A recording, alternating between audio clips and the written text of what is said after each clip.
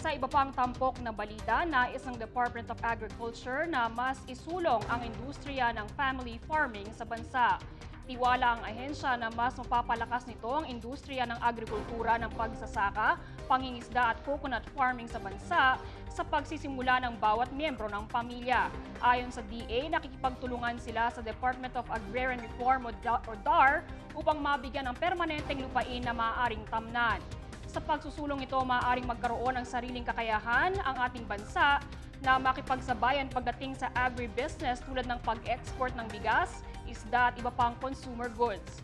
Bukod sa mga programang ito, magbibigay rin ng full scholarship ang DA sa mahigit 5,165 na kabataan na nais kumuha ng agri-courses.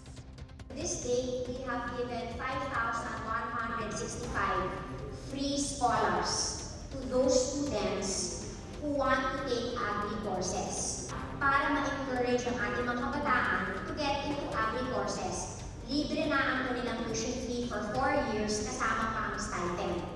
5,165. Meron pa tayong, of course, naghihintay pa tayo ng mga applicants